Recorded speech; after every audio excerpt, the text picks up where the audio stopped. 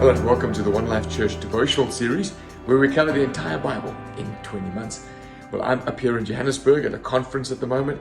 I've gone outside looking for places to do this devotional, and I'm afraid there are people everywhere and it's impossible. So here I am in the hotel room, and we're looking at Micah chapter 3 and 4 today. Now, these are two totally different chapters. The chapter 3 carries on with the theme of yesterday, God warning Israel that there is going to be exile if they carry on with their current trajectory. So he says, listen, you leaders, Jacob, you hate good, you chop people up like meat in a pan. Then they will cry out to the Lord, but he will not answer them. And he says, and you prophets, you lead them astray, you proclaim peace, peace. But you refuse to realize what I'm going to do with you. And then he says, her leaders judge for a bribe, her priests teach for a price, and her prophets tell fortune for money. So basically saying the whole judicial system, the governmental system, the pastoral system has been reduced to contracts and bribes. And when it's contractual, when money is involved, leadership is corrupted, preaching is corrupted, prophecy is corrupted. And he says, and for that, you're going to go into exile. Now, chapter 4 is a totally different slant on things. It's, Micah looking into the future saying, you're going to be disciplined in exile, but then restoration is coming. And very similar to Isaiah. In fact, Isaiah 2 from verse 2 to 4 is almost exactly the same as Micah 4, 1 to 3, which speaks about the restoration of Israel and also a view of Jesus coming and the restoration of the whole world, in fact.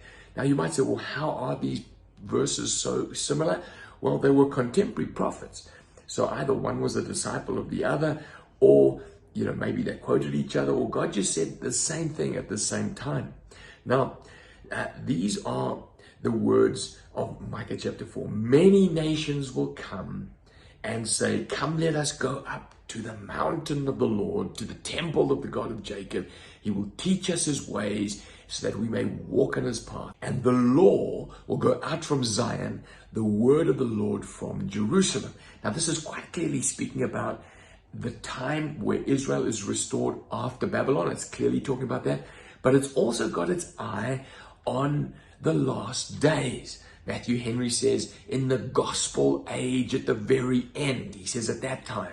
Now, depending on your eschatology, in other words, what you see the millennium's going to look like and the return of Jesus is going to look like, this is speaking of a new Jerusalem, like a meeting point between heaven and earth where Jesus rules and he reigns.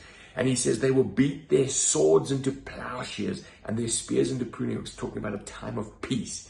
Everyone will sit under their own vine, under their own fig tree, and no one will make them afraid. Talking about under the government of Jesus, the rule of Jesus, there's provision. In that day, the day that Jesus returns, there will be a gathering of the lame, it says here. The Lord will rule over them in Zion from that day and forever. And his kingship will come, it says in verse 9. And then there's a swing back to the present days. And it says, but for now, you're going to leave the city, camp in open field, you're going to go into Babylon, and you're going to go into exile, and there you will be rescued. And, it says here, the nations will gloat over Zion, verse 11, but they do not know the thoughts of the Lord, that the Lord has redemption in mind. And so basically, what chapter 4 is telling us is that exile is coming. God's going to restore Israel after the exile, after the Babylonian exile. And then there's a new king coming in the line of David, who is Jesus. And under him, all nations are going to have access to God. There's going to be peace. There's going to be provision under the government and the lordship of Jesus. Beautiful picture of Jesus coming.